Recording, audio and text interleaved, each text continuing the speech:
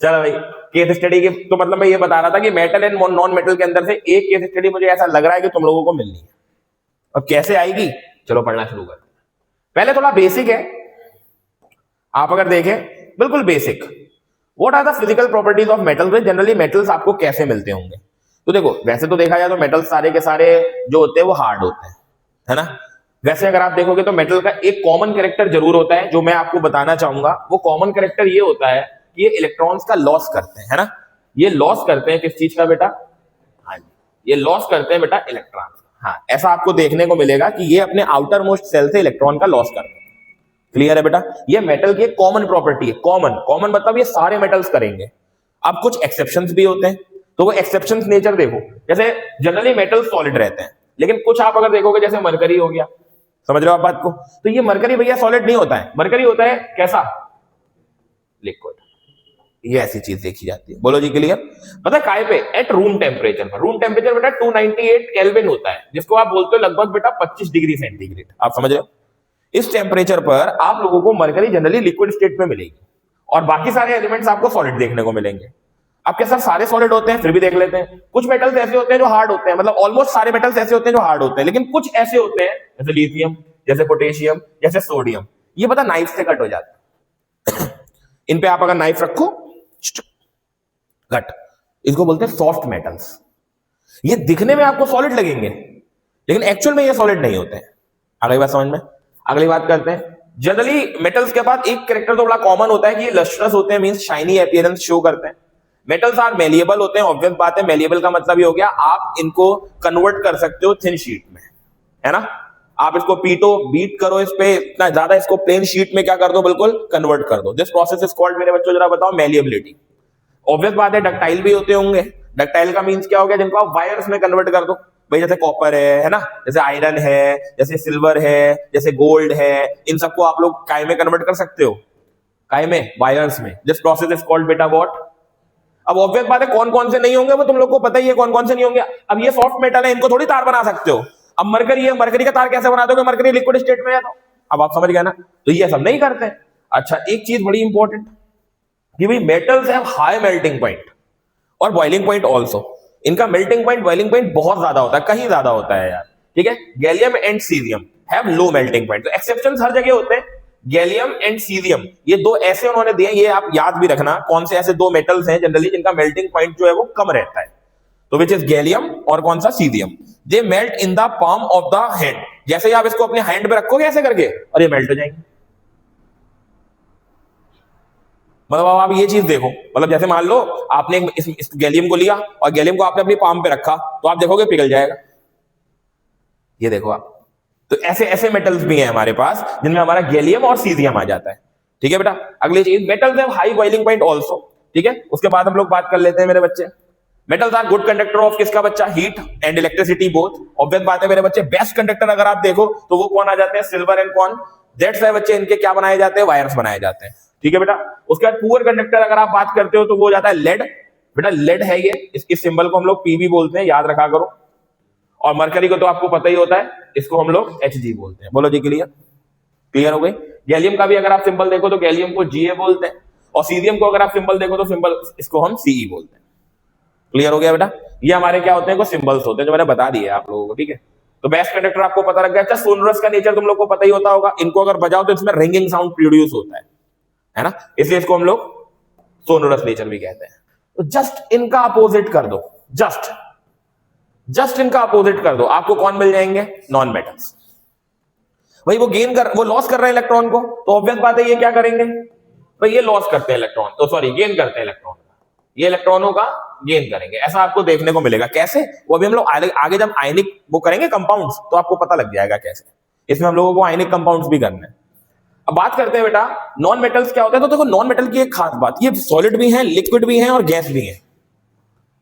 ये non metal की बड़ी खास बात होती है कि भाई इनमें आपको वैरायटी मिलती है। वैरायटी मतलब देखो कैसे, ये सॉलिड स्टेट में भी होंगे, लिक्विड स्टेट में भी होंगे, गैसेस स्टेट में भी होंगे। सॉलिड में कौन कौन है, जैसे कार्बन हो गया, सल्फर हो गया, फास्फोरस हो गया। लिक्विड में कौन कौन से हैं, जैसे ब्रोमीन हो गई।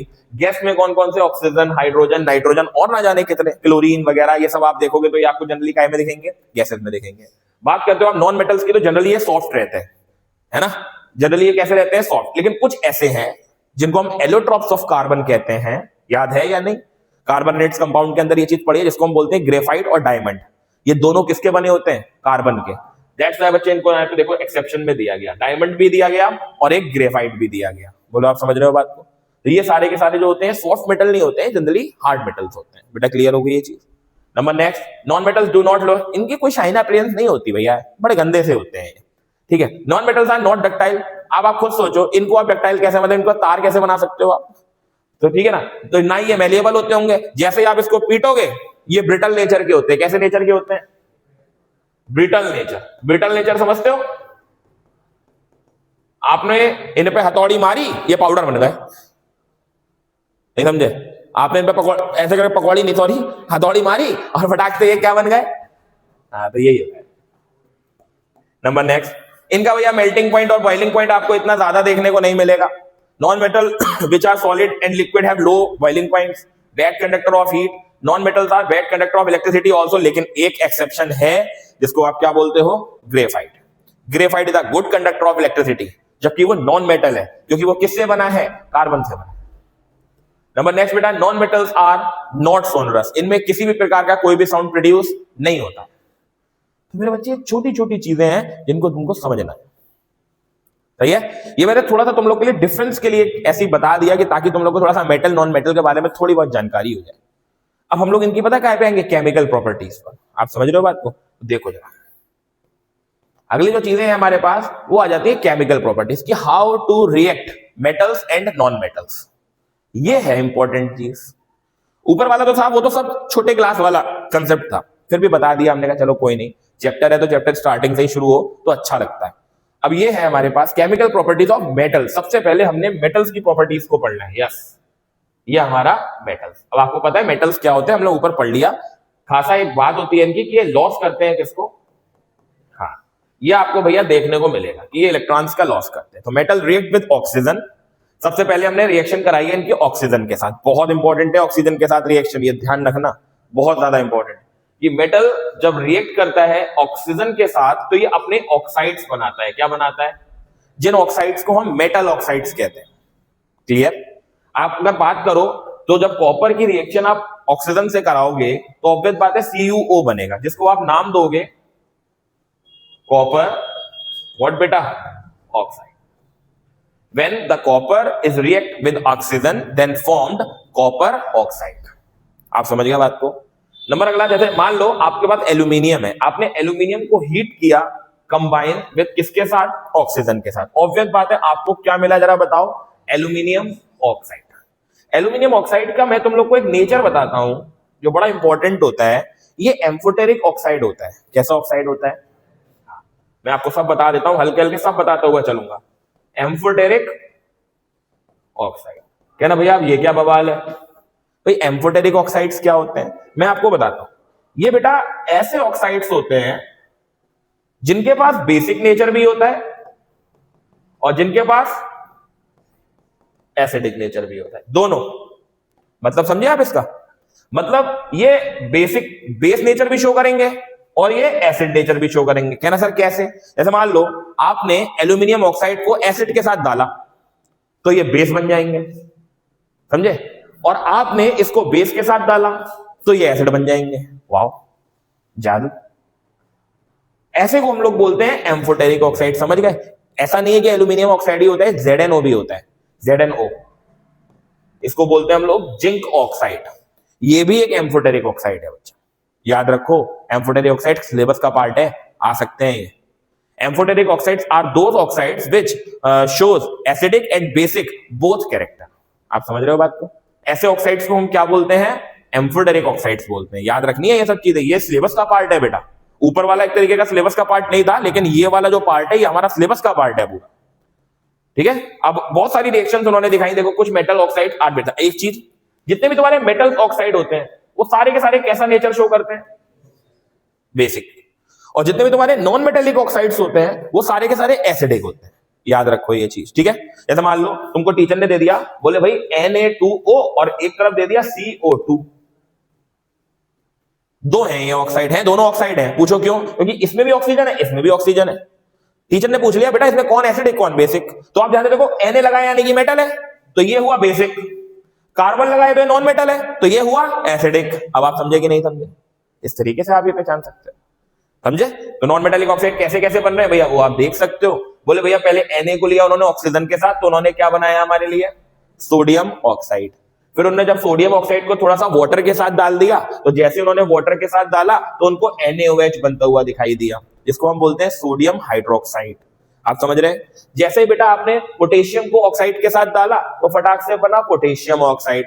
फर्दर इसको जब आपने वाटर के साथ डाला तो फटाक से बन गया KOH, पोटेशियम हाइड्रोक्साइड।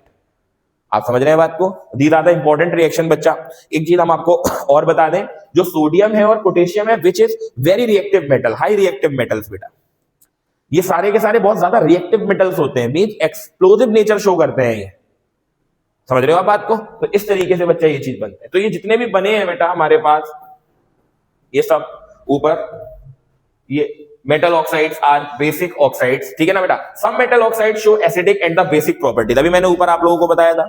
कुछ ऐसे भी होते हैं जो बेटा एसिडिक भी दिखाते हैं, और ऐसे को हम क्या बोलते हैं जरा बताओ, एम्फोटेरिक ऑक्साइड। मैंने अभी ऊपर आप लोगों को पढ़ाया था एम्फोटेरिक ऑक्साइड्स कौन से होते हैं, बोलो जी क्लियर।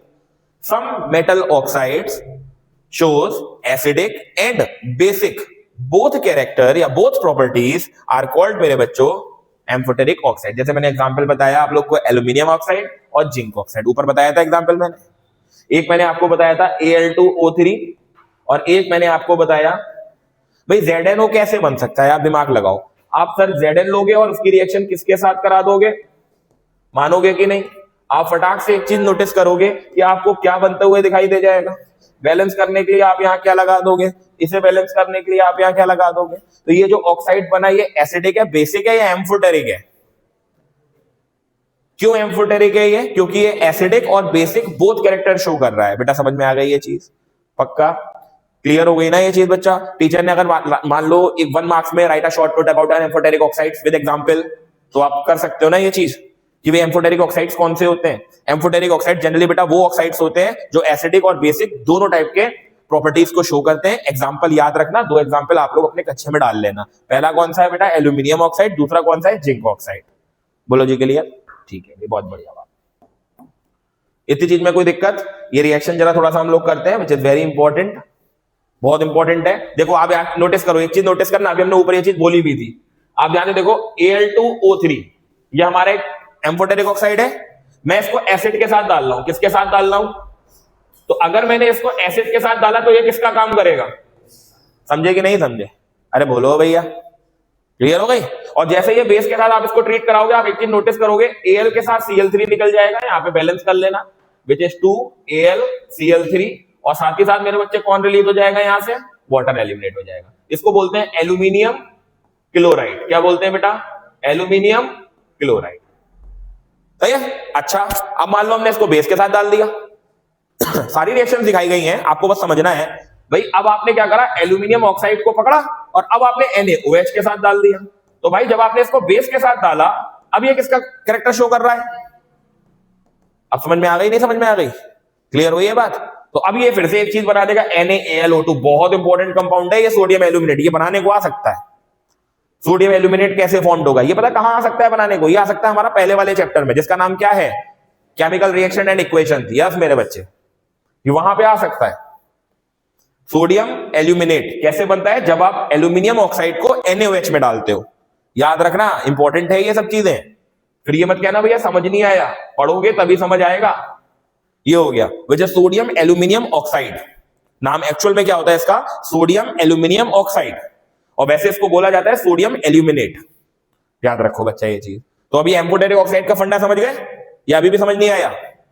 ठीक है भाई, बहुत बढ़िया बात। आगे बढ़ते हैं, आगे बढ़ते हैं बेटा। Reactivity of different metal with oxygen in different.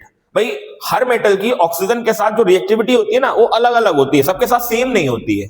तो जरा आप इसको थोड़ा सा फील करो। मेटल्स लाइक अगर आप पोटेशियम की बात करो, सोडियम की बात करो, तो ये बहुत जल्दी से रिएक्ट कर जाते हैं, है ना। इसीलिए आप सोडियम और पोटेशियम को हाथ में नहीं रख सकते। आपने जैसे रखा वो ऑक्सीजन के साथ मिलेंगे, एक्सप्लोजन कर जाएंगे। नहीं समझे अभी आप बात को? समझे बात को? तो उसके बाद बच्चे हमारे रेट वाइब्रोसली ऑक्सीजन कैच फायर, देखो यहां लिखा है ना, तुरंत के तुरंत ये क्या पकड़ जाएंगे, फायर पकड़ लेंगे। In kept in open hence they are stored in kerosene bottles, इसलिए इसको मिट्टी के तेल के अंदर रखा जाता है ताकि ये बाहर के एनवायरमेंट से क्या ना कर पाए। आप समझ गए बात को, पक्का। क्वेश्चन आता है why sodium and potassium are kept in kerosene oil, बताओ जरा। बिकॉज दे रिएक्ट वेरी कैसी वाइगोरसली विद किसके साथ, ऑक्सीजन के साथ, एंड कैचेस व्हाट। आप समझ गए बात को, है ना। इसीलिए मैं आपसे कह रहा हूं इन सब चीजों को थोड़ा सा याद रखो बेटा। क्यों सोडियम और पोटेशियम को वो लोग केरोसिन बॉटल्स के अंदर स्टोर करके रखते हैं। समझ में आ गई ये चीजें, ठीक है भाई, बहुत बढ़िया बात। आगे आ जाता है मैग्नीशियम इज हीट। सारी प्रॉपर्टीज को समझो ताकि तुम लोग ना एसेशन रीजन, ताकि तुम लोग छोटे वाले क्वेश्चंस ये सब कर सको। ये प्रॉपर्टीज मैंने इसलिए पीडीएफ ऐसे बनाई है, मैंने थोड़ा ध्यान से इसको समझो आप। अगर से अगले महीने क्या, मैग्नीशियम को अगर आप हीट करते हो, मैग्नीशियम मेटल है, आपने इसको हीट करा, ये बर्न होगा विद किसके साथ, ब्राइट फ्लेम के साथ। याद रखो ब्राइट फ्लेम के साथ ये क्या होगा जरा बताओ, बर्न होगा। फ्लेम कैसी रहेगी, ब्राइट, काफी तेज। नेक्स्ट आयरन को अगर आप हीट करोगे तो ये ग्लो ब्राइटली, अगेन ये भी ग्लो करेगा ब्राइटली। ऑब्वियस बात है कलर चेंज करता है अगर आप आयरन को क्या करते हो, हीट करना स्टार्ट करते हो। क्यों, क्योंकि उसके जो इलेक्ट्रॉन्स होते हैं वो भागने लग जाते हैं, एक्साइट होने लगते हैं इलेक्ट्रॉन्स, उसको एनर्जी ज्यादा मिल जाती है। If copper is heated does not burn but forms a black coating. आपने देखा होगा कॉपर को अगर आप ऐसे करके जलाओ तो उसके अराउंड में एक ब्लैक कोटिंग जम जाती है। कॉपर एकदम से कलर को चेंज नहीं करता है, तो ये चीज है, ध्यान रखना। उसको हम लोग क्या बोल देते हैं जरा बताओ, कॉपर ऑक्साइड। याद रख लो भैया, ये वाली ये बढ़िया चीज है ये वाली। हाँ ये पॉइंट थोड़ा अच्छा है कि भाई if copper is heated, copper को अगर आप हीट करते हो तो किसी भी प्रकार का कोई कलर नहीं आता है, उसके ऊपर कॉपर ऑक्साइड की एक परत जम जाती है। समझ रहे हो आप बात को। दूसरी चीज, सिल्वर एंड गोल्ड को अगर आप, सिल्वर एंड गोल्ड तो रिएक्ट ही नहीं करेंगे ऑक्सीजन के साथ, पहली बात तो।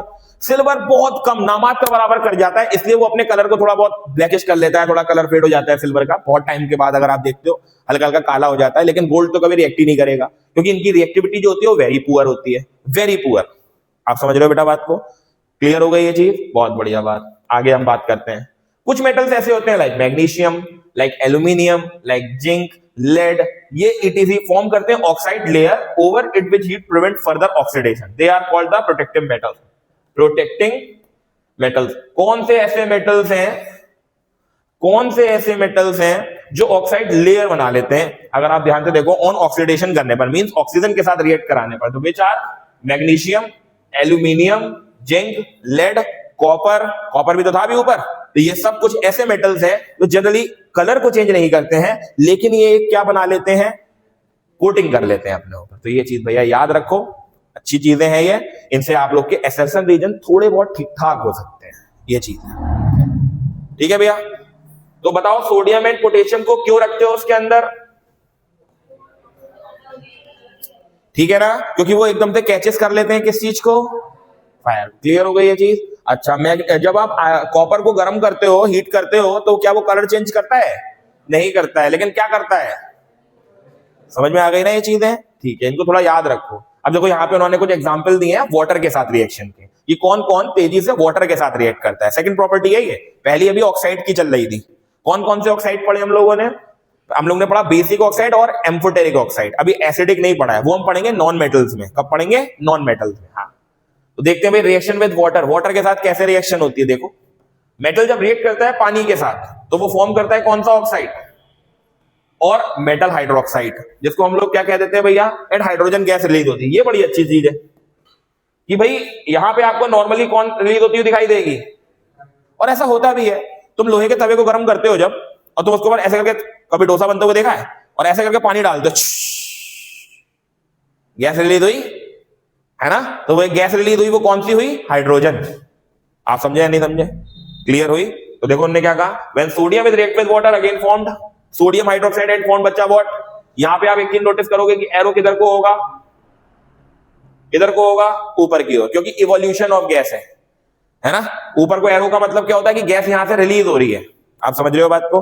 तो जब आपने सोडियम को वाटर के साथ डाला तो आपने देखा हाइड्रोक्साइड बना, पोटेशियम को वाटर के साथ डाला आपने देखा पोटेशियम हाइड्रोक्साइड बना, कैल्शियम को वाटर के साथ डाला आपने देखा कैल्शियम हाइड्रोक्साइड बना, एल्यूमिनियम को वाटर के साथ डाला एल्यूमिनियम ऑक्साइड बना, नॉट हाइड्रोक्साइड बना। दिस इज इंपॉर्टेंट रिएक्शन, देख लो। ऊपर की 3 रिएक्शनों के अंदर आप लोगों को हाइड्रोक्साइड बनते हुए दिखाई दे रहे थे, जबकि एल्यूमिनियम, जिंक, आयरन ये सब हाइड्रोक्साइड्स नहीं बनाएंगे, ये बनाएंगे अपने ऑक्साइड्स। तो जरा थोड़ा सा होश में, दी आर द एक्सेप्शन प्लीज, ये एक्सेप्शन है बेटा, एक्सेप्शन समझते हो? एक्सेप्शन मीन्स रेयर, थोड़ा डिफरेंट। ये कॉमन प्रॉपर्टी शो नहीं कर रहे हैं सबके जैसी, है ना? कि वजह टीचर ने आपसे बोल दिया कि एल्यूमिनियम वाटर के साथ रिएक्ट कर रहा है तब क्या होगा, और सोडियम वाटर के साथ रिएक्ट कर रहा है तब क्या होगा, तो तुमने तो लिख दिया हाइड्रोक्साइड बनेंगे, कहानी गड़बड़ हो गई। वो सोडियम वाला तो हाइड्रोक्साइड और हाइड्रोजन गैस निकाल देगा, लेकिन तुम तो जो एल्यूमिनियम जब वाटर के साथ लेकर के जाओगे तब वो हाइड्रोक्साइड निकालेगा, गलत हो जाएगी रिएक्शन, वो अपने ऑक्साइड्स बनाएगा। और ये सारे के सारे एम्फोटेरिक ऑक्साइड्स हैं, मैं बार बार आपसे कह रहा हूं, ये कौन से ऑक्साइड्स हैं? Amphoteric oxides. क्लियर हो गई बात? ये तो विच इज इंपॉर्टेंट रिएक्शन, ये दोनों रिएक्शन इंपॉर्टेंट है कि जब जब एल्यूमिनियम, आयरन, जिंक पानी के साथ रिएक्ट करते हैं तो कैसी रिएक्शन करते हैं और क्या बनाते हैं। ठीक है बच्चा, प्लीज इसको थोड़ा सा याद रखना, विच इज वेरी इंपॉर्टेंट बेटा। ठीक है, आगे बढ़ते हैं भैया जी। अब ये वाटर के साथ कैसे कैसे कैरेक्टर दिखा देते हैं। अब तुम सोडियम को लो और ऐसा करके फेंको और ऐसा करके फटाक से पानी में जाए, धूम। नहीं समझे भाई? सोडियम का एक मेटल है, आपने सोडियम मेटल हल्की छोटी थी, उसके बाद आपके पास कोई पार्ट है उसका, आपने लिया पानी में ऐसा करके फेंक दिया, बूम से आवाज आएगी। क्यों? क्योंकि वाटर के साथ वो बहुत तेजी से क्या करेगा? हाँ जी, समझे? Sodium and potassium react violently, violently मतलब समझ रहे हो? आवाज के साथ, and with cold water to form sodium hydroxide and hydrogen catches fire. Sodium hydroxide तो बनेगा ही बनेगा, लेकिन फटाक से वो फायर कर लेंगे, मतलब कैच कर लेंगे किस चीज को? फायर को, मतलब आग को पकड़ लेंगे वो फटाक से। पिक्चरों में जो दिखाते हैं वो सब इसी तरीके के तो वो होते हैं, क्या कहते हैं, हमारी क्या कहते हैं, पिक्चराइज करने के लिए इन सब चीजों का ही यूज करते हैं वो लोग। कैल्शियम रिएक्ट करेगा, ज्यादा तेजी से नहीं कर पाता है वाटर के साथ, लेकिन फॉर्म करता है calcium hydroxide, and water does not catches fire, इसमें नहीं पकड़ पाते क्योंकि रिएक्टिविटी बहुत कम होती है इनकी। हाँ, magnesium react only with hot water, very important question भैया। भाई ये बड़ा इंपॉर्टेंट क्वेश्चन है, मैग्नीशियम सिर्फ और सिर्फ हॉट वाटर के साथ रिएक्ट करता है। अगर आप मैग्नीशियम को ठंडे पानी में डालेंगे तो मैग्नीशियम रिएक्ट नहीं करेगा, समझे आप बात को? आपको मैग्नीशियम को हॉट वाटर में डालना पड़ेगा, तब आपको बनेगा क्या, जरा बताओ? मैग्नीशियम हाइड्रोक्साइड, एंड साथ ही साथ आपको कौन सी गैस रिलीज होती हुई दिखेगी? हाइड्रोजन। समझ में आ गई? जबकि सोडियम और पोटेशियम कौन से वाटर के साथ रिएक्ट कर रहे हैं, आप ध्यान से देखो, देख लो, आपके सामने सारी चीजें लिखी हुई हैं, आपको बस समझने का हेर फेर है। बस पीडीएफ में शेयर कर दूंगा, कोई दिक्कत की बात नहीं है। ठीक है बेटा? उसके बाद है बच्चे metals like aluminium, iron, zinc react with oxygen steam. ध्यान रखो, ये सिर्फ और सिर्फ किसके साथ रिएक्ट करते हैं? इसलिए ये हाइड्रोक्साइड नहीं बनाते हैं, अभी मैंने ऊपर पढ़ाया था, ये सिर्फ अपने क्या बनाते हैं? और आई होप क्लियर हो गई होगी बेटा बात। तो बताओ स्टीम के साथ रिएक्शन कौन कौन करेगा? क्लियर हो गई है सब? पक्का? लेकिन अगर आप बात करते हो कोल्ड वाटर के साथ रिएक्शन कौन कर लेगा? Sodium potassium. लेकिन हॉट वाटर के साथ कौन करेगा? मैग्नीशियम। याद रख पाओगे? इंपॉर्टेंट है बेटा, ठीक है ना? पक्का? एक बार पढ़ लोगे बाबू तो फिर तुम कच्चा फाड़ दोगे इसका बेटा। एक बार बस पढ़ने की देर है, इसको अपने दिमाग में ठहराओ। इनको एक बार पढ़ लोगे तुम लोग तो तुम लोग के दिमाग में आ जाएगा, तो तुम लोग एसरसन रीजन छोटे मोटे क्वेश्चन ऐसे वैसे ऐसे टिक लगा दोगे, पता भी नहीं लगेगा तुमको। तुम ये लगा लो।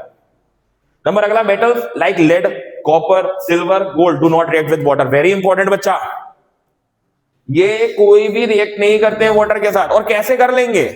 देखो हाइड्रोजन ये है, बाकी सब नीचे है ना? है ना? कैलाश नाथ का माली आलू जरा फीके पकाता है, कौन है? आगे आओ, ये ट्रिक मैं भी लिखा दूंगा आप लोगों को, टेंशन ना लो। समझे बात को? तो हाइड्रोजन से नीचे वाले अब कहां से पानी के साथ रिएक्ट कर जाएंगे,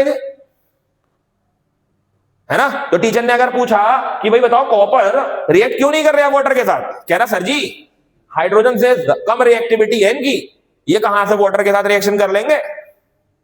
मुझे उम्मीद है समझ गए होगे। कितना मजा आ रहा है देखो, ज्यादा टाइम भी नहीं लग रहा, चैप्टर तुम लोग के क्लियर भी होता जा रहा है। ये चीजें हैं, ठीक है?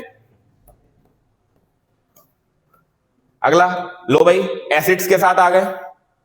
अभी वाटर के साथ चल रही थी कहानी, अब हमारी किसके साथ आ गई बेटा? एसिड्स के साथ आ गई कि भाई एसिड के साथ ये कैसे काम करते हैं। तो भाई अगर आप एसिड के साथ करो तो देखो सिंपल सा लॉजिक मैं आपको बता रहा हूं, हाइड्रोजन से नीचे वाले तो एसिड के साथ भी रिएक्ट नहीं करेंगे। अरे ये हाइड्रोजन, फिर कॉपर, है ना? फिर कौन हमारा मरकरी, फिर सिल्वर, और फिर कौन कौन Au गोल्ड। ये हाइड्रोजन है। और एसिड में कौन कॉमन होता है? हाइड्रोजन होता है कि नहीं होता है? अरे होता है कि नहीं होता है?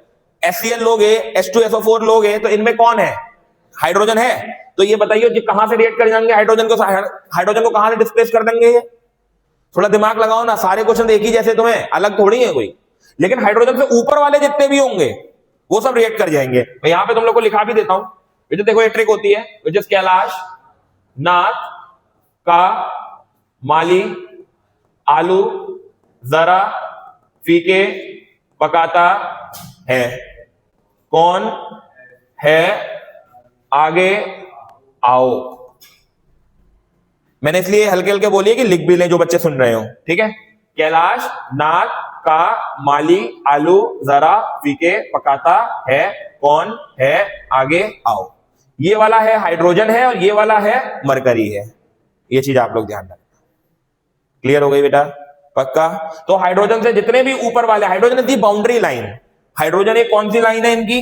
हाँ, हाइड्रोजन बेटा एक बाउंड्री लाइन है। इससे ऊपर वाले सारे रिएक्ट कर जाएंगे, समझ रहे हो बात को? लेकिन इससे नीचे वाले जो है वो रिएक्ट नहीं करेंगे। अब आप समझ गए बात को? क्लियर हो गई? तो यही सब चीजें हैं। आप एक चीज नोटिस करो, इसमें भी क्या कॉमन है?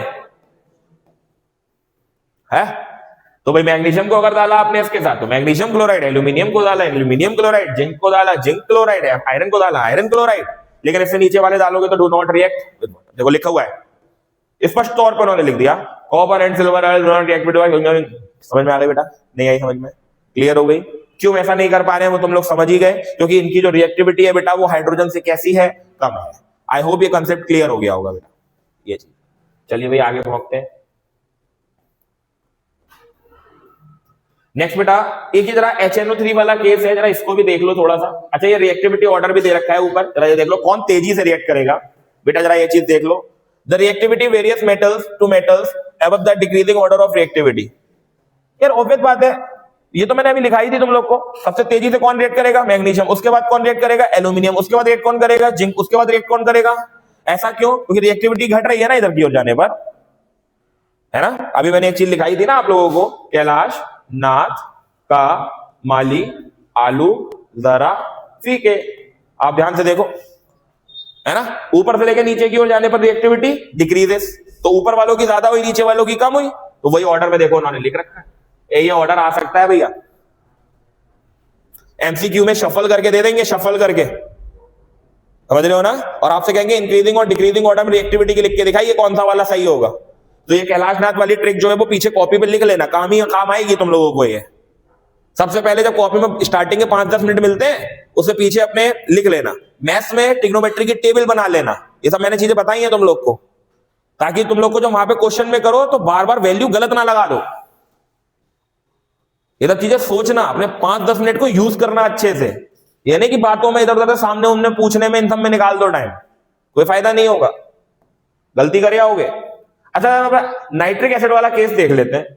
ये बड़ा इंपॉर्टेंट केस है, विच इज वेरी इंपॉर्टेंट बच्चों। हमारे पास एसिड तो बहुत होते हैं, लेकिन ये नाइट्रिक एसिड थोड़ा सा जरा अलग काम करता है, इट्स एक्सेप्शन। देख, hydrogen gas is not evolved when metals react with HNO3, जबकि हाइड्रोजन इसके पास भी है।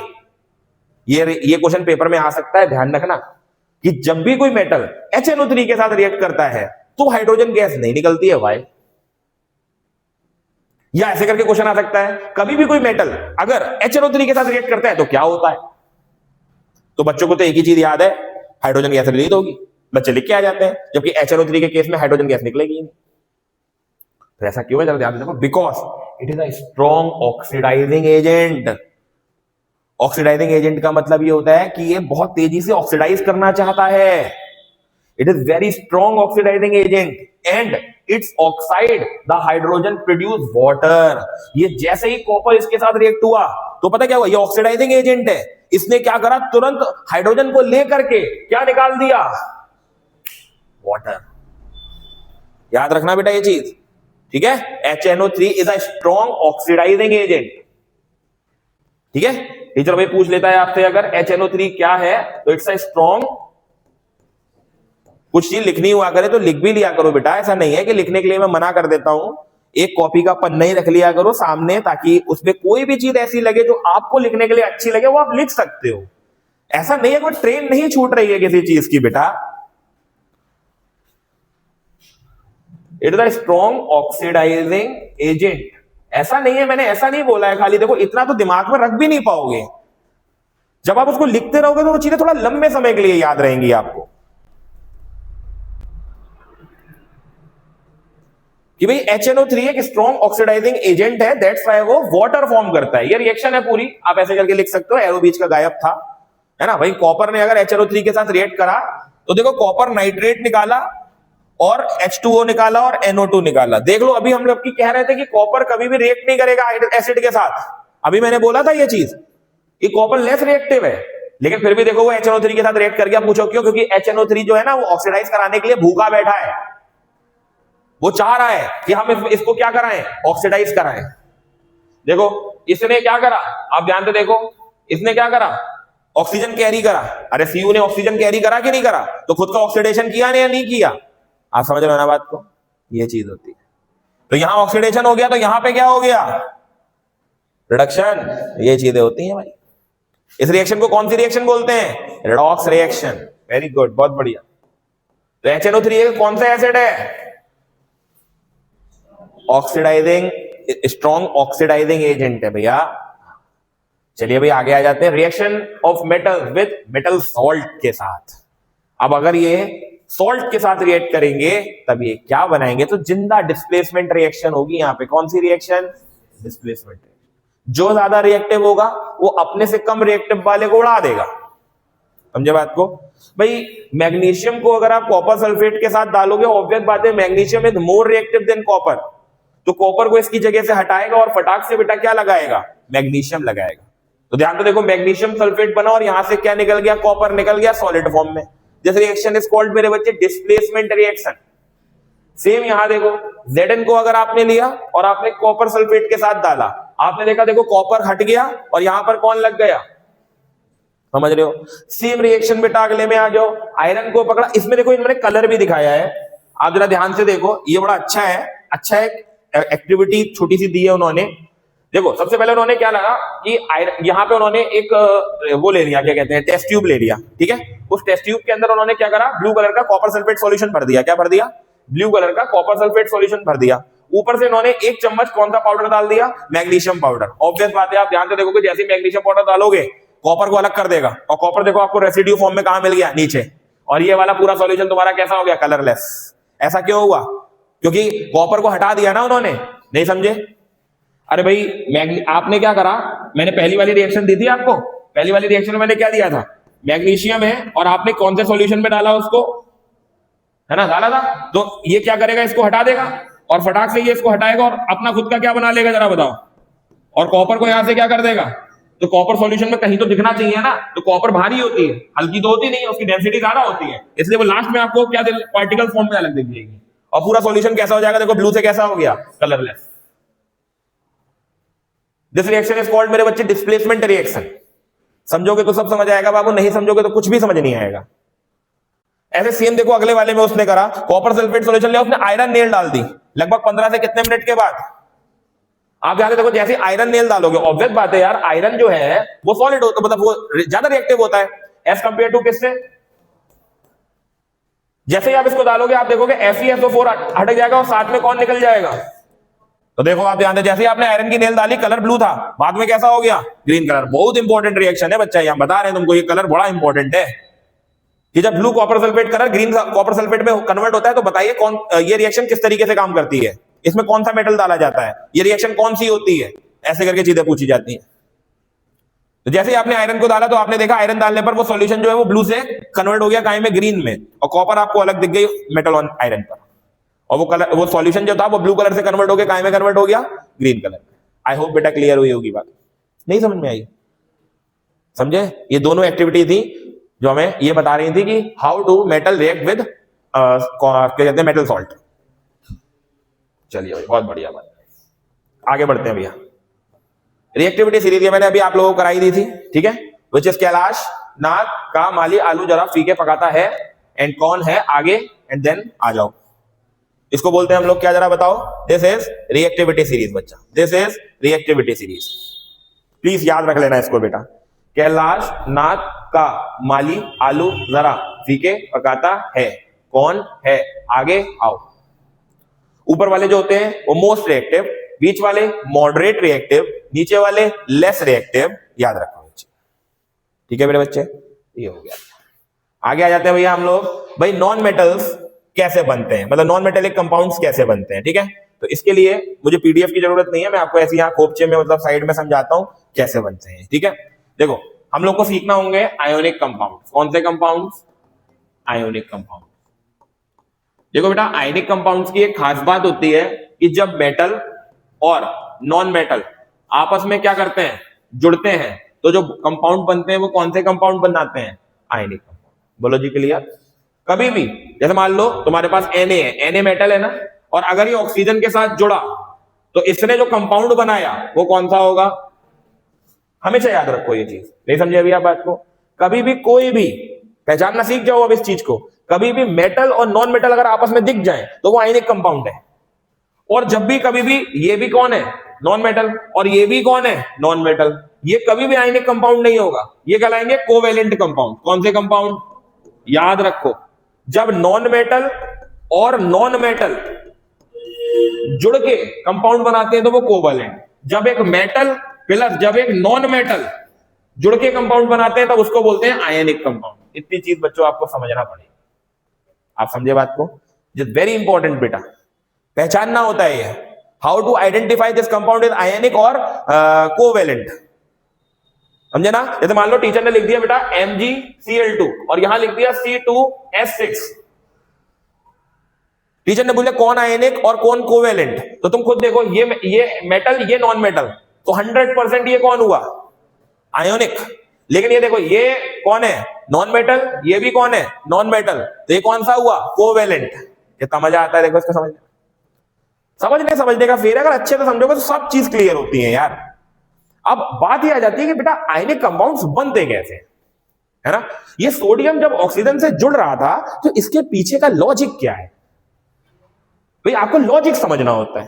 समझे बात को, वो लॉजिक जरा हम आपको समझाते हैं। देखो ठीक है, देखो आयनिक कंपाउंड कैसे बनते हैं। जैसे सबसे पहले इन्होंने हमको जो बताया है वो बताया है आयनिक कंपाउंड के बारे में, जैसे Na2O के बारे में। किसके बारे में, Na2। मैं आपको कुछ कराऊंगा, जैसे MgO करा दूंगा, ठीक है, NaCl करा दूंगा, CaO करा दूंगा, सही है, CaCl2 करा दूंगा, ये कुछ करा देता हूं कंपाउंड में। ठीक है बेटा, ये कुछ कंपाउंड में आपको करा देता हूं, आपको पता लग जाएगा कैसे आयनिक कंपाउंड बनते हैं। देख जरा, आयनिक कंपाउंड का दूसरा नाम याद रखना, आयोनिक कंपाउंड्स का बेटा दूसरा नाम याद रखना, इनको बोलते हैं इलेक्ट्रोवेलेंट कंपाउंड। कौन से कंपाउंड, इलेक्ट्रोवेलेंट कंपाउंड्स। ये बेटा इनका दूसरा नेम होता है जो आपको याद रखना पड़ेगा। अब बेटा ये काम कैसे करते हैं जरा ध्यान से देखो, बड़ा सिंपल है और बड़े ध्यान से इस चीज को देखो। तो मान लो सबसे पहला उन्होंने हमने एग्जांपल लिया Na2O, पहले तो इसका नाम बताओ, this is sodium and this is, अब ये बताओ मेरे को ये एसिडिक होगा कि बेसिक। ऑब्वियस बात है बेसिक, क्योंकि ये मेटल ऑक्साइड है, Na मेटल है, O ऑक्साइड है। तो मेटल ऑक्साइड कैसे नेचर का होता है, बेसिक इन नेचर। ये कैसे नेचर का होता है, बेसिक नेचर का। बहुत बढ़िया बात, अभी मैंने ऊपर इन चीजों को पढ़ाया था, याद नहीं है वो आपकी गलत बात है, आप एक बार देखो इस चीज को। ठीक है, देखो Na2O कैसे बनेगा। सबसे पहले Na की खास बात, एटॉमिक नंबर 11, 2,8, बोलो जी के लिए। ऑक्सीजन की अगर आप बात करते हो, ऑक्सीजन का एटॉमिक नंबर 8, कितना होगा जरा बताओ, 2,6, बोलो जी के लिए। ये इलेक्ट्रॉन को निकालने के लिए बेताब है, ये इलेक्ट्रॉन को लेने के लिए बेताब है, बोलो जी क्लियर। तभी तो ये मेटल है और ये कौन है, ये चीज क्लियर हुई। एक मतलब भूखा है बिल्कुल कि मेरे से एक इलेक्ट्रॉन ले जाओ, एक बिल्कुल प्यासा है मेरे बच्चे कि मेरे को 2 इलेक्ट्रॉन दे दो। आप समझ रहे हो बात को। तो भूखे प्यासे की यहां पर क्या चल रही है, लड़ाई। इनको कहते हैं आयनिक कंपाउंड्स। अब Na के पास तो एक ही इलेक्ट्रॉन है देने के लिए, जबकि ऑक्सीजन को भूख है 2 की। तो Na कहेगा एक भाई रुक जा, मैं भाई एक और ले रहा हूं। तो Na ने क्या करा, बोले अच्छा, बोले एक और, बोले हाँ हाँ सर एक और ऑक्सीजन यहां पे बैठा है। ऑक्सीजन के पास कितने इलेक्ट्रॉन थे जरा ध्यान से देखो, 6 इलेक्ट्रॉन दिखाना है उसको, 1 2 3 4 5 6, बोलो जी के लिए, कोई दिक्कत। सोडियम के पास कितने हैं, 1, उसको स्टार से दिखा देना, बोलो जी के लिए। 1 इलेक्ट्रॉन ये देखो ऐसे करके देगा, ये ऐसे करके, और ये ऐसे करके देगा, देखो ये दे दिया, बोलो दे दिया। इसको बोलते हैं कौन सा बॉन्ड? Ionic bond. कौन सा बॉन्ड बोलते हैं? फटाक से देखोगे, Na ने एक इलेक्ट्रॉन दिया है, Na ने अपने ऊपर क्या लिया, इस Na ने भी एक इलेक्ट्रॉन दिया है, Na ने अपने ऊपर क्या लिया, ऑक्सीजन ने कितने इलेक्ट्रॉन कैरी करे? 2 इलेक्ट्रॉन कैरी करे। बोलो क्लियर? जो इनका कंबाइंड फॉर्मूला बन के आया वो क्या आया? Na कितने है और ये कितना है? बन गया मेरे बच्चे कौन सा compound? This is ionic compound. समझे? और इस बॉन्ड को हम कौन सा बॉन्ड कहते हैं? This is the ionic bond, या फिर बेटा इसको बोलते हैं इलेक्ट्रोवेलेंट बॉन्ड। इलेक्ट्रोवेलेंट या फिर बनाना बॉन्ड ऑल्सो। ये भैया, आई होप क्लियर हुआ होगा है। एक आध दो एग्जाम्पल और समझाते हैं, एग्जाम्पल से बेटा क्लियर होंगी चीजें। एमजीओ का एग्जाम्पल समझाते हैं। देखो जरा बेटा एमजीओ का एग्जाम्पल कैसे। एमजी का एटॉमिक नंबर 12, सही मेरे बच्चे? कितना मेरे बच्चे? 2,8, बोलो जी क्लियर। ऑक्सीजन फिर से बेटा कितना? 8। ठीक है, कितना होगा बेटा ये 2, कितना? ये 2 इलेक्ट्रॉन निकालने के लिए बेताब बैठा है, ये 2 इलेक्ट्रॉन लेने के लिए बेताब बैठा है। बोलो जी क्लियर। तो ऑब्वियस बात है मेरे बच्चे, अगर आप ध्यान से देखो तो मैग्नीशियम 2 इलेक्ट्रॉन देने के लिए बेताब है, तो मैग्नीशियम को अब दूसरे मैग्नीशियम की जरूरत नहीं है, क्योंकि ऑक्सीजन को 2 ही इलेक्ट्रॉन की जरूरत है। आप समझ रहे हो ना बात को? तो एक तरफ आ गया मैग्नीशियम और एक तरफ कौन आ गया? क्लियर है? ऑक्सीजन के पास कितने इलेक्ट्रॉन? 1, 2, 3, 4, 5, 6। मानोगे कि नहीं? इसके बाद मैग्नीशियम के पास एक ये है इलेक्ट्रॉन, एक ये है इलेक्ट्रॉन। बोलो जी क्लियर। इसने क्या करा? बोले एक इधर आ जाओ, बोले इसने क्या करा? बोले एक इधर आ जाओ। बोलो जी क्लियर। आ गए दोनों इलेक्ट्रॉन। तो जैसे इसने दिया तो एमजी ने कितने इलेक्ट्रॉन लॉस करे? इसलिए कितने पॉजिटिव चार्ज लिए? 2। ऑक्सीजन ने कितने इलेक्ट्रॉन कैरी करे? इसके ऊपर कितने इलेक्ट्रॉन आ गए? 2। तो 2 इलेक्ट्रॉन आ गए। अब जरा एक बात बताओ, इनको कंबाइन करके अगर लिखो तो ऐसे अच्छा नहीं लगेगा मेरे बच्चे। इसको बोलते हैं हम लोग क्या? Magnesium oxide. आई होप बेटा क्लियर हो रहा होगा। हुआ क्लियर? ये हो गया। एक और बेटा क्लोराइड वाला करा देते हैं, CaCl2 वाला। वो वाला भी देख लो, बहुत बढ़िया क्वेश्चन है ये कुछ क्वेश्चन ऐसे हैं जो मे भी हो सकता है एक आध मिल जाए तुम लोगों को। CaCl2 वाला केस देख लेते हैं। CaCl2 तो भाई कैल्शियम का एटॉमिक नंबर 20 विच इज 2,8,8,2 है ना भाई। Cl कितना है मेरे बच्चे? 17 विच इज 2,8,7 है ना। इसको भैया 2 इलेक्ट्रॉन निकाल ले। ये चाह रहा है मेरे को 2 इलेक्ट्रॉन मेरे से ले जाओ, और क्लोरीन कह रहा है भैया मुझे सिर्फ एक ही की जरूरत है, तुम्हें 2 निकालने हो भाई तो तुम अपने हिसाब से देखो, मुझे सिर्फ भाई एक ही इलेक्ट्रॉन चाहिए। तो क्लोरीन से उसने कहा भाई यार देख ले यार, एक आध किसी और क्लोरीन को बुला ले। तो उसने कहा ओके सर, मैं एक और क्लोरीन को बुला लेता हूं। तो उन्होंने क्या करा? कैल्शियम के पास तो 2 इलेक्ट्रॉन आए, लेकिन क्लोरीन ने अपने भैया से भी कह दिया, बोले तू भी आ जा, तू भी सैया ले जा। तो इसने क्या करा मेरे बच्चे? 1 इलेक्ट्रॉन इधर गया, 1 इलेक्ट्रॉन इधर गया। ऑलरेडी इसके पास कितने पहुंचे हुए थे? 1, 2, 3, 4, 5, 6 और एक 7। ऐसे 1, 2, 3, 4, 5, 6 और एक 7। एक इधर से आया, एक इधर से आया, तो एक इसने भी ले लिया इसका, एक इधर ने भी ले लिया इलेक्ट्रॉन। क्लियर? कैल्शियम ने कितने डोनेट करे? लेकिन इस Cl ने भी एक लिया, इस Cl ने भी एक लिया, दोनों को कंबाइंड कर दिया। कितना आसान होता है, सही है। ये होते हैं बच्चे हमारे कौन से कंपाउंड, जरा बताओ। These are the ionic compounds which is very easy. मैंने आपको सब बनाना सिखा दिए, ठीक है बच्चा। प्रैक्टिस करोगे तो ये सब आ जाएंगे। क्लियर हो गई बात? बहुत बढ़िया बात। तो यही सारी चीजें बेटा इसमें बता रखी नहीं, इसलिए मैंने इस चीज को आपको ऑलरेडी बता दिया। ठीक है, ये सारी चीजें इसके अंदर यही सब बता रखा है। ये देखो सब बता रखा है, मैग्नीशियम क्लोराइड का सबका इन्होंने आपको हिसाब किताब दे रखा है, वो आप लोग कर सकते हो। अब आ गए मेरे बच्चे नंबर नेक्स्ट, आयोनिक कंपाउंड्स की प्रॉपर्टीज क्या होती हैं। तो बेटा आयनिक कंपाउंड्स देखो, इनको बोलते हैं इलेक्ट्रोवेलेंट कंपाउंड। मैंने बोला था ना, दीज आर आल्सो कॉल्ड मेरे बच्चे इलेक्ट्रोवेलेंट कंपाउंड। गलत बात होती है, अभी रेस्ट के लिए बोला था ना मैंने। जब स्टार्ट हो जाया करे तो फिर फोकस करा करो यार, ठीक है। गला मेरा थक रहा है, आप तो सिर्फ सुन रहे हो। बेटा आयनिक कंपाउंड जनरली मेरे बच्चे देखो ट्रांसफर करते हो इलेक्ट्रॉन्स को, तभी तो इसमें आयनिक कंपाउंड, तभी तो इनको आयनिक कंपाउंड बोलते हो। आपने अभी देखा था, अगर मैं आपको एक एग्जांपल से अभी एक बार और समझाऊं, जैसे Na है, आपको पता है Na के पास 1, Cl के पास 7 इलेक्ट्रॉन है, तो इसको ये वाला इलेक्ट्रॉन चाहिए है ना, तो इसने इस इलेक्ट्रॉन को इसको क्या कर दिया, ट्रांसफर, है ना। तो ये बन गया भिखारी और ये बन गया कौन, रिच। आप समझ रहे हो ना, इसके पास इलेक्ट्रॉनों की पूर्ति थी तभी तो इसने इसको इलेक्ट्रॉन दिया ना। तो इसको बोलते हैं इलेक्ट्रॉन डोनर और इसको बोलते हैं इलेक्ट्रॉन एक्सेप्टर। आप समझ रहे हो ना बात को, या गेनर, जो भी आप बोलो। क्लियर हो गई ये चीज। तो ये इसमें हमें यानी कि जब आयनिक कंपाउंड बनते हैं तो यहाँ पे ट्रांसफरिंग होती है किनकी मेरे बच्चे, इलेक्ट्रॉन्स की। आई होप क्लियर हो गई होगी। कुछ प्रॉपर्टीज याद कर लो यार, जैसे they are form transfer of electron, ऊपर बता ही दिया था। They are crystalline solids, yes ये हार्ड होते हैं जनरली मेरे बच्चे, ठीक है। They are high melting point and boiling point, इनका मेल्टिंग पॉइंट बॉइलिंग पॉइंट बहुत ज्यादा होता है। दूसरी चीज, बहुत अच्छे से कंडक्ट करते हैं इलेक्ट्रिसिटी को बड़ी अच्छे से कंडक्ट कर लेते हैं, गुड कंडक्टर, लेकिन मोल्टन स्टेट में, यस वेरी इंपॉर्टेंट। शायद मैंने उस दिन एग्जांपल बताया भी था कार्बोनेटेड कंपाउंड जब चैप्टर पढ़ाया था। आप खाली नमक को लो और आप उसमें 2 तार लगाओ, 2 तार बल्ब में लगा दो, बल्ब सोचो ग्लो कर जाए, नहीं करेगा।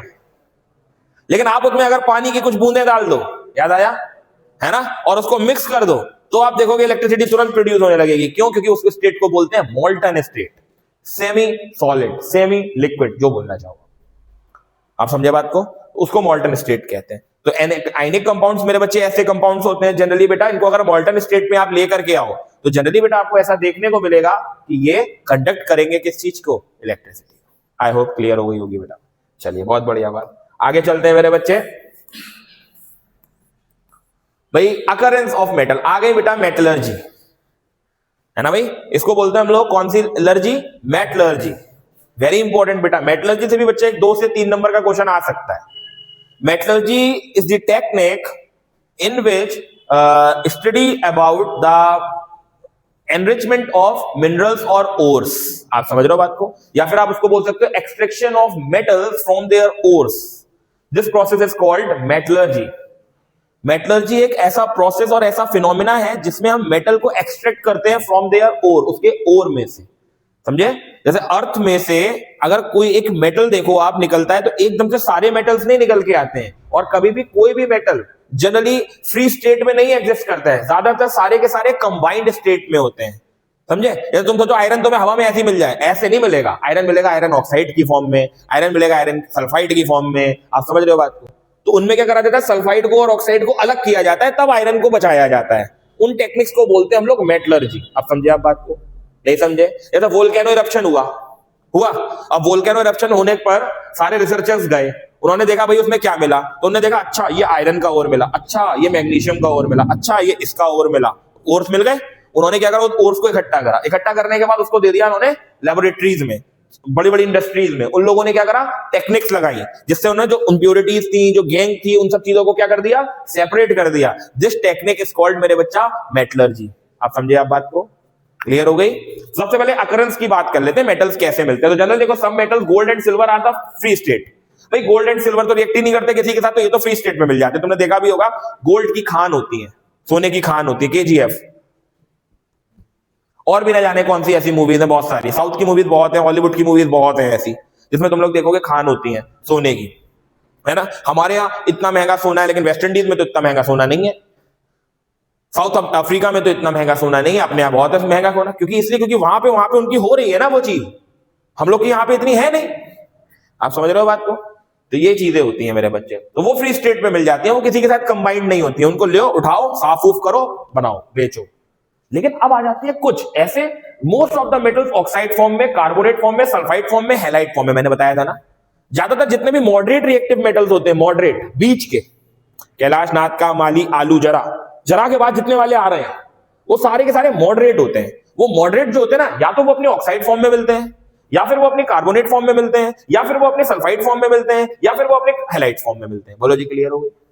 जैसे आप सोचो वोल्केनो इरप्शन हुआ, आपको जेडन मिल गया, कद्दू मिल गया जेडन, आपको जेडन नहीं मिलेगा, आपको मिलेगा जेडन ऑक्साइड, या फिर आपको क्या मिलेगा, ZnCO3, या फिर आपको क्या मिलेगा, ZnS। आप समझ रहे हो बात को, नहीं समझे। तो आपने एक चीज नोटिस करी, एक तीर से 2 निशाने लगे। कैसे? एक्सट्रैक्शन किसका कर रहे हो, अपने आप ही कौन मिल रही है, non metal. Oxygen non metal है या नहीं है, एक तीर से 2 निशाने लग रहे हैं। अरे भाई एक्सट्रैक्शन करा जिंक का, कौन मिल गया, एक्सट्रैक्शन करा जिंक का, मिल गया कौन, कॉपर और ऑक्सीजन। देखो है, ऐसे होती है ये चीज। तो वही चीज। तो भाई मिनरल्स क्या होते हैं, मिनरल्स आर द एलिमेंट्स और compound which occurs naturally inside the earth crust. मैंने आपको अभी बताया।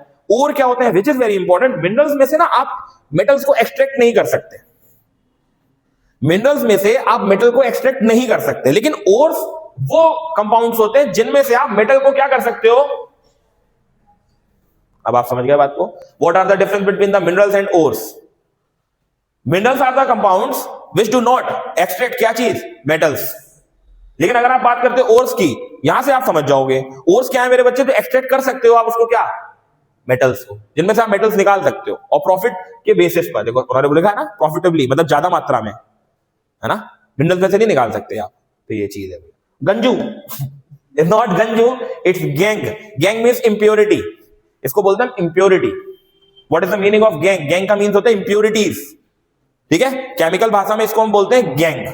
क्या होता है? It is the impurity present in the ore, जो प्रेजेंट होती है ओर में, लाइक रॉक पार्टिकल्स की फॉर्म में, सैंड पार्टिकल्स की फॉर्म में, क्ले पार्टिकल्स की फॉर्म में, and etcetera etcetera. I hope बेटा क्लियर हुई होगी बात कर देते हैं हाउ टू एक्सट्रैक्ट मेटल्स। भाई ये भी तो सीखोगे, मेटल को एक्सट्रैक्ट कैसे किया जाता है।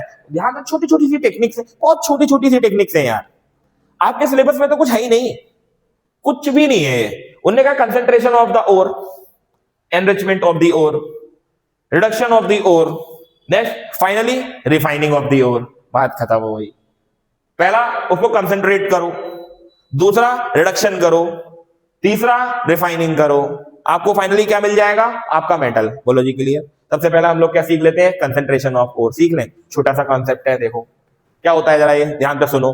What is the concentration of ore? जरा पढ़ो इस चीज को। Removal of gangue, removal of gangue, impurities को रिमूव करने का जो मेथड कहलाता है उसको हम क्या कहते हैं, जरा बताओ। ठीक है मेरे बच्चे, याद रखो ये चीज। क्या हो गया? ठीक है, कैसे, जरा ध्यान से देख लो। Metals which have low in activities series पे reduce with the metals by heating in the presence of oxygen, जिसको हम क्या बोलते हैं? Roasting. What is roasting? What is roasting? Very important बच्चा। रोस्टिंग क्या है? रोस्टिंग में प्रेजेंस होती है किस चीज की? याद रखना ये चीज। एक होता है कैल्सिनेशन, कैल्सिनेशन में एब्सेंस होती है किसकी? ऑक्सीजन की। आप समझ पा रहे हो बात को? ठीक है, तो ये जनरली किसका हो जाएगा? जैसे मरकरी का, जैसे मरकरी का देखो, ये सिल्वर ऑक्साइड है, ये कौन है? Silver oxide. आपने इसमें किसको डाल दिया, जरा बताओ। जैसे ही आपने इसको ऑक्सीजन को डाला तो फटाक से हीट करा तो कौन सा ऑक्साइड मिल गया? और जैसे ही आपने इस Hg ऑक्साइड को लिया और इसको फर्दर क्या कर दिया आपने, तो आप ध्यान से देखो आपको क्या मिलकर चले गया? मरकरी। और कौन सी चीज निकल गई, जरा बताओ। आप देख पा रहे हो?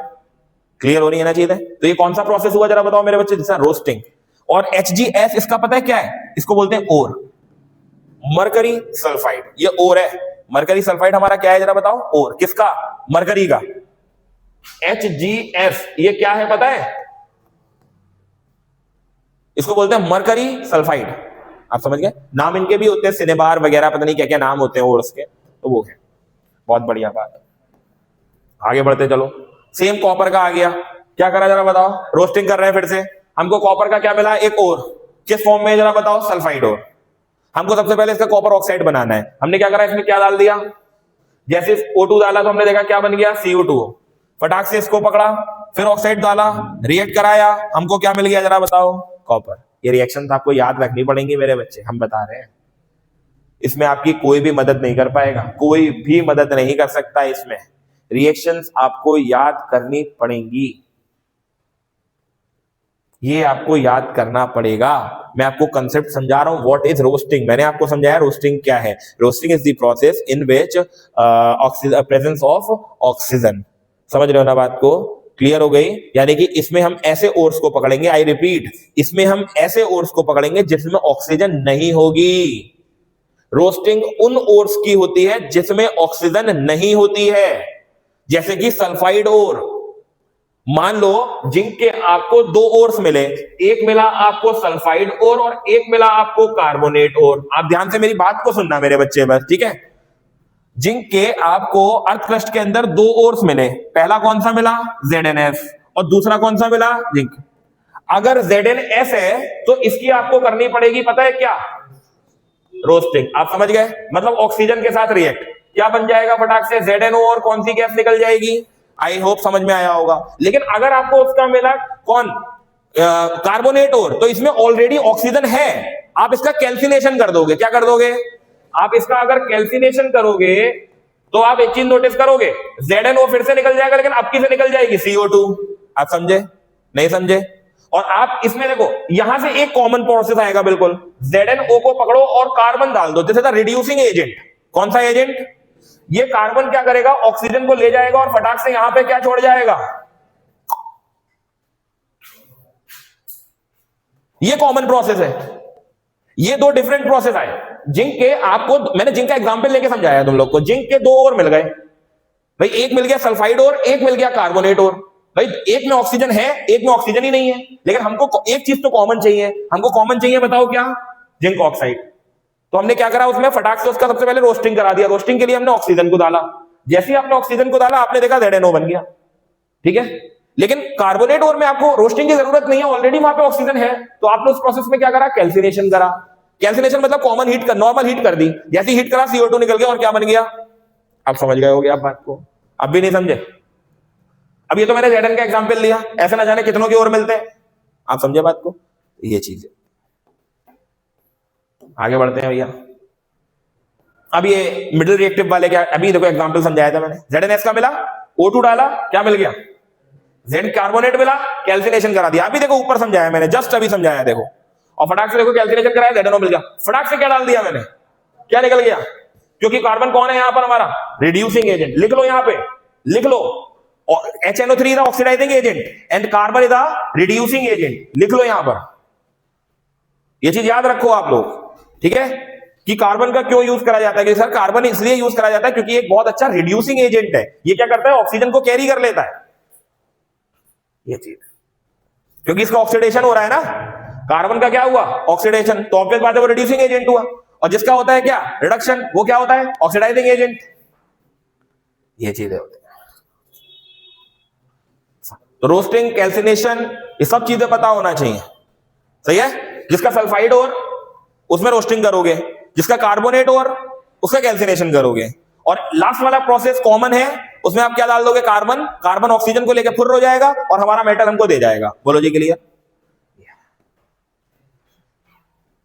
वेरी इंपॉर्टेंट, थर्माइट रिएक्शन आनी है तो लिखने को आनी है बेटा। Thermite reaction is very important, आनी है बेटा। वेल्डिंग रिएक्शन, जैसे वेल्डिंग होती है, वेल्डिंग होती है, वेल्डिंग, उसको हम लोग बोलते हैं थर्माइट रिएक्शन। ये थर्माइट रिएक्शन देख कैसे होती है। Sometimes reactive metals like Na, calcium, aluminium are used as a reducing agent, बहुत बढ़िया बात, to obtain metals from their oxide. वो फॉर्म करते हैं अपने ऑक्साइड। देख लो इन्होंने क्या करा, MnO2 को लिया। आप MnO2 मत लेना, आप आयरन ऑक्साइड ले लेना। आप आयरन ऑक्साइड ले लेना, कोई दिक्कत नहीं है। आपकी NCERT में आयरन ऑक्साइड से रिएक्शन कराई है उन्होंने, नीचे भी शायद इसमें हो तो देख लेंगे हम लोग। आयरन ऑक्साइड लेना और मेटल को डाल देना, एल्यूमिनियम को। आप ध्यान से देखो, ये एल्यूमिनियम इसको क्या कर देगा? डिस्प्लेस। देखो डिस्प्लेसमेंट रिएक्शन है, एल्यूमिनियम ने इसको डिस्प्लेस करा, क्या बनाया? Aluminium oxide. और किसे निकाल दिया? और फटाक से वहां पर हीट निकाली। जैसे एक्सोथर्मिक और एंडोथर्मिक, बताओ। This is the exothermic reaction. क्यों? क्योंकि यहां पे क्या निकल रही है? आप समझ रहे हो ना बात को? ऐसी रिएक्शन को हम कौन सी रिएक्शन बोलते हैं, जरा बताओ बच्चा जी? Thermite reaction. ध्यान रखना, वेल्डिंग में यही तो होता है। एल्यूमिनियम की रॉड होती है, लोहे पे लगाते हो, क्या होता है जरा बताओ? वहां पे वेल्डिंग हो जाती है, वो चीज चिपक जाती है कि नहीं चिपक जाती है? बिल्कुल वही चीज यहां पर हो रही है। The reaction between the metal oxide and the aluminium, highly exothermic reaction. Highly exothermic reaction, metals are obtained in the molten state. This reaction is called, मेरे बच्चों, what is thermite reaction? Thermite reaction is the reaction in which the metal oxide and aluminium formed highly exothermic reaction in the molten state. This reaction is called, मेरे बच्चों, thermite reaction। देखो शायद नीचे दे रखा है, देखो आयरन ऑक्साइड से। मैंने बोला ना, दिया होगा, जरूर दिया होगा, क्योंकि NCERT का पोर्शन है ना वो। This is the reaction in NCERT। ये NCERT में रिएक्शन है कि आप Fe2O3 को लो, एल्यूमिनियम लो, एल्यूमिनियम आयरन को तुरंत डिस्प्लेस कर देगा। देखो ध्यान से, कर दिया। This is the thermite reaction. बच्चों इसको प्लीज नोट कर लेना, विच is very very very important. मैं 100 बार भी बोलूं तो कम है ये। हाँ भैया लगा लो, this is the thermite reaction बच्चा, इसको बोलते हैं हम लोग थर्माइट रिएक्शन। ऊपर वाली लिखो या मत लिखो, बट ये रिएक्शन हमारी NCERT का पोर्शन है बेटा, तो इसको लिखना हमारा मतलब रिस्पॉन्सिबिलिटी बनती है हमारी, इसको करना, याद करना। तो ये भैया हमारी होती है थर्माइट रिएक्शन। याद रखना बेटा, मोल्टन स्टेट में बनता है।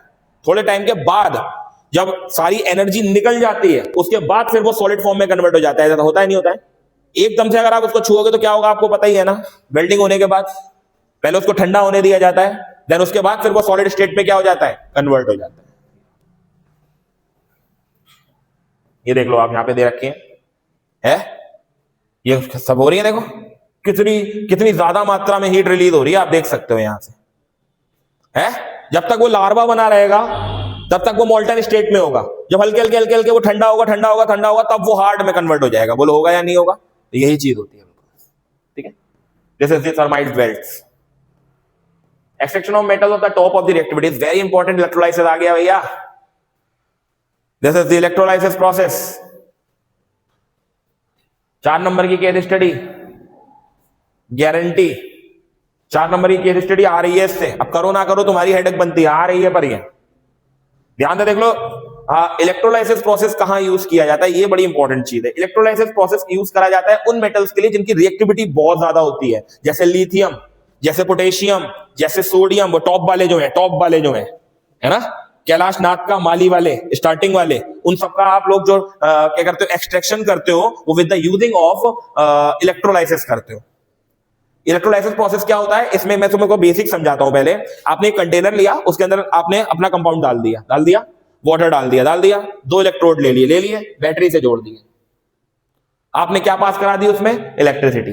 जैसे आपने उसमें इलेक्ट्रिसिटी पास कराई, आप देखोगे जो उसके अंदर कंपाउंड है वो डिसोसिएट होने लगेगा पॉजिटिव चार्ज में और नेगेटिव चार्ज में. ऑब्वियस बात है. तो वहां पे कुछ रिएक्शंस होने लगेंगी, वो रिएक्शंस मैं आप लोगों को समझाता हूं. Metals at the top of the activity series like sodium, potassium, calcium, aluminium and etc. are simple heating by heating with the reducing agent. They are obtained by electrolytic reduction. कैसे?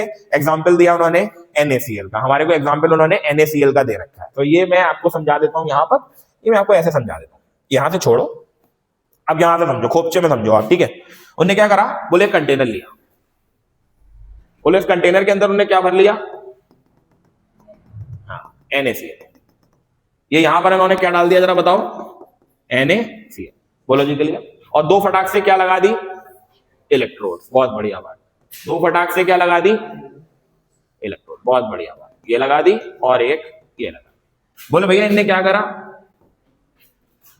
बोले भैया इसमें इन्होंने ऊपर क्या लगा दी, बैटरी. एक पे पॉजिटिव चार्ज और एक पे. बोलो जी क्लियर हुआ. अंदर कौन भरा हुआ था, तो फटाक से Na काहे में ब्रेक होना चालू हुआ और Cl काहे में ब्रेक होना चालू हुआ, है ना. अब जो पॉजिटिव चार्ज से भरा है उस पर कौन सा चार्ज होगा, जो नेगेटिव चार्ज से भरा है उस पर कौन सा चार्ज होगा. तो जो पॉजिटिव वाला है वो किस पे जाना चाहेगा और जो नेगेटिव वाला है वो किस पे जाना चाहेगा. आप समझ रहे हो ना बात को, क्लियर है मेरे बच्चे. नेगेटिव चार्ज को आप लोग बचपन से पढ़ते आए हो, क्या बोलते हैं, और पॉजिटिव चार्ज को हम लोग बचपन से पढ़ते आए हो, क्या बोलते हैं. बोलो जी क्लियर. इतनी चीज में किसी को कोई दर्द तो नहीं. कैथोड पर होता है रिडक्शन, सबको पता है. कैथोड पर क्या होता है, हाँ ये बेसिक डेफिनेशंस होती हैं. कैथोड पर होता है रिडक्शन और एनोड पर क्या होता है, सबको पता है, ऑक्सीडेशन. बोलो जी क्लियर. देख Na गया किसके पास, एट कैथोड. किसके पास गया, तो देखो Na प्लस, उसने क्या करा, एक इलेक्ट्रॉन को कैरी करा. बड़े ध्यान से समझना, एक इलेक्ट्रॉन को गेन करा और एक इलेक्ट्रॉन को गेन करके अपने आप को काय में कन्वर्ट कर दिया, सॉलिड कर दिया कन्वर्ट. ये रिएक्शन कहां पर हो रही है जरा बताओ, कैथोड पर. क्लियर हो गई. तो अब Na मिला मेरे को, कौन मिला, Na. देख लो Na प्लस था यहां पर, हमारे पास तो Na प्लस था ना, लेकिन उसने जब एक इलेक्ट्रॉन कैरी करा, पूछो क्यों, क्योंकि यहां पे तो पूरी तरीके से कौन भरे हुए हैं, इलेक्ट्रॉन. तो ये इलेक्ट्रॉन कौन कैरी करेगा, Na. अरे भाई Na प्लस है और इसके पास पूरी तरीके से कौन से चार्ज भरे हुए हैं, तो नेगेटिव चार्ज एक कैरी करेगा और ये फटाक से क्या बनाएगा जरा बताओ, सोडियम. तो यानी कि एट कैथोड पे हमको कौन सा मेटल मिला. आप समझ गए मेरे बच्चे बात को. अब बात कर लेते हैं किसकी, एट एनोड की.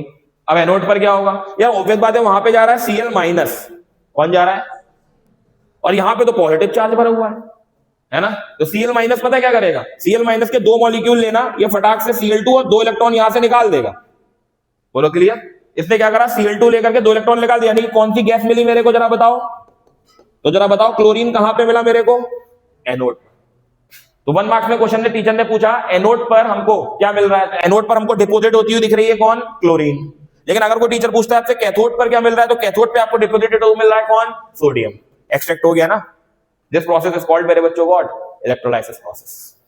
लेकिन एक चीज ध्यान रखना, इलेक्ट्रोलाइसिस प्रोसेस सिर्फ और सिर्फ आयनिक कंपाउंड्स का होता है. Note point, it is only completed for ionic compounds. कौन से कंपाउंड, यस मेरे बच्चे, ये सिर्फ और सिर्फ आयनिक कंपाउंड्स का हो सकता है. आप सोचो ये सारे कंपाउंड का हो जाए, इम्पॉसिबल. सारे कंपाउंड का ये नहीं होगा. जिनके पास ये टेंडेंसी होगी कि वो प्लस में टूट सके और माइनस में टूट सके, उनके में तो इलेक्ट्रोलाइसिस प्रोसेस हो जाएगा. अदरवाइज आप सोचो सब में हो जाए तो सब में ये पॉसिबल होना इम्पॉसिबल है। क्लियर हो गई बच्चा? आज ये भी खत्म हुआ तुम्हारा, हो जाएगा। बहुत इंपॉर्टेंट टॉपिक है ये सब।